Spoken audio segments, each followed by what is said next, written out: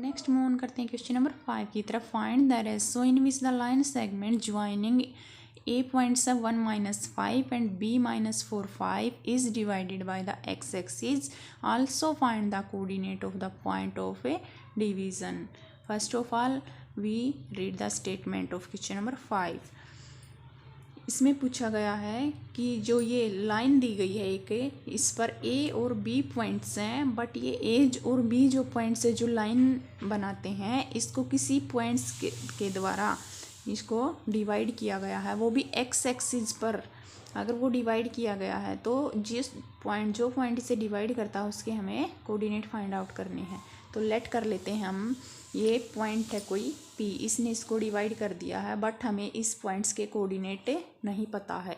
But जो हमें estimate coordinate अगर हम फाइंड आउट करते हैं तो वो हम x और 0 लेट कर लेते हैं। ये ऐसा क्यों किया, x और 0 लेट क्यों किए, because it is divided by the x axis. x axis के द्वारा इसे डिवाइड किया जा रहा है, तो x एक्सिस पर y की वैल्यू 0 होती है और y एक्सिस पर x की वैल्यू 0 होती है। सो हमने लेट कर लिए हैं ये पॉइंट्स के कोऑर्डिनेट। और हम लेट कर लेते हैं रेशो। अगर किसी भी लाइन को अगर डिवाइडेड किया जाता है और उसकी हमें रेशो फाइंड आउट करनी है तो हम उसकी रेशो को k/1 लेट करते हैं। और अब नेक्स्ट मूव ऑन करेंगे हम इसके कोऑर्डिनेट फाइंड आउट करने में और इसकी रेशो फाइंड आउट करने में।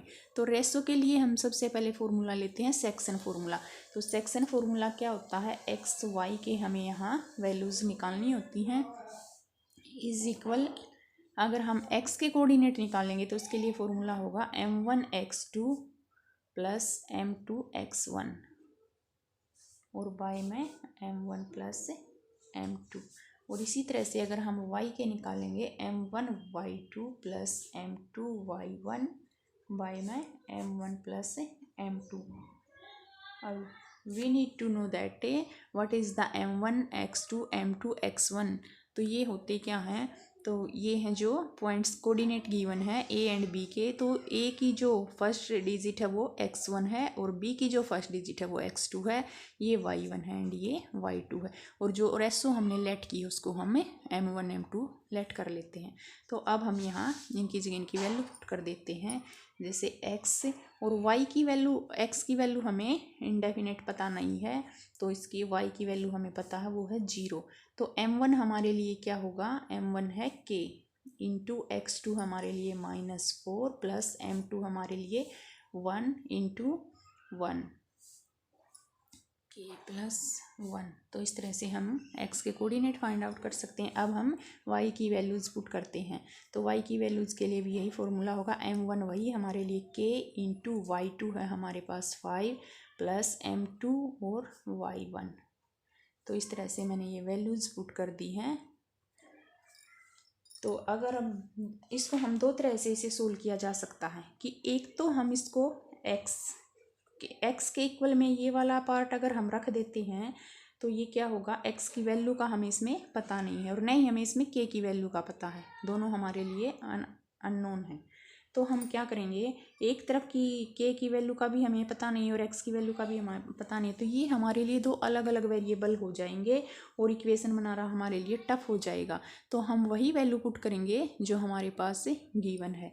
तो x की वैल्यू हमारे पास नहीं है तो हम ये सेकंड वाला पोर्शन लेंगे y सेक्शन वाला, तो इसको इक्वल रखेंगे हम 0 के। इससे हम k की वैल्यू फाइंड आउट कर सकते हैं। k को अगर 5 के साथ मल्टीप्लाई करेंगे क्या आएगा, 5k प्लस और माइनस -5 और y में हम क्या लिख देते हैं k+1। तो इसको सोल्व आउट करेंगे, इसके y में कुछ नहीं है तो 1 लगा लेते हैं और इसको अगर क्रॉस मल्टीप्लाई से हम सोल्व आउट करते हैं तो k+1 को अगर 0 के साथ मल्टीप्लाई करेंगे वो 0 ही होगा।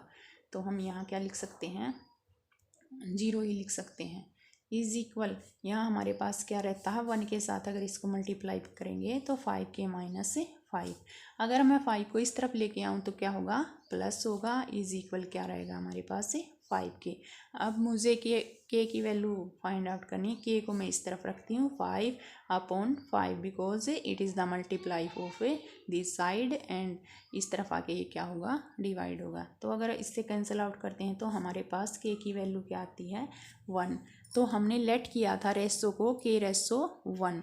अगर हमने इसको लेट किया था तो हमारे पास ये रेशो आ जाती है k/1 यानी कि जो ये P पॉइंट्स है इस लाइन को के 1:1 में डिवाइड करता है। अब नेक्स्ट पॉइंट हमसे पूछा गया है कि find the coordinate of the point of division. हमने इसकी रेशो तो फाइंड आउट कर दी, बट जो ये पॉइंट्स जो डिवीज़न करता है इसको 1:1 में लाइन को, इसके कोऑर्डिनेट आल्सो फाइंड, इसके भी कोऑर्डिनेट हमें फाइंड आउट करने हैं। तो इसके लिए हम क्या मिड पॉइंट थ्योरम यूज़ करेंगे। और मिड पॉइंट थ्योरम अगर हम यूज़ करेंगे तो वो कैसे करेंगे, अगर देखिए x की वैल्यू हमें निकालनी है, x इज इक्वल हम क्या रखेंगे, मिड पॉइंट थ्योरम हमारी क्या होती है, x1 + x2 बाई में 2। अगर y के करने हैं तो y1 + y2 बाई में 2। तो इस तरह से हमारे पास क्या है, ये वैल्यूज़ हम यहाँ पुट कर देते हैं। तो हमारे पास ये हो गया 1 हमारे पास, सबसे पहले तो हम यहाँ लिख लेते हैं x1 है 1 + x2 हमारे पास क्या है -4 और बाई में हम कर देते हैं 2 इजिकल y1 हमारे पास क्या है -4 नहीं -5 + 5 बाई में 2। x इज इक्वल xy की हमें वैल्यू फाइंड आउट करनी है। तो इस तरह से अब हम क्या करेंगे, 1 प्लस और माइनस के हमारे पास यहाँ 3 रिमाइंड होंगे और 5 + 5 0 होगा। 0 को अगर 2 से डिवाइड करेंगे तो वो हमारे पास 0 ही होगा। हमें ऑलरेडी ही ये पता था कि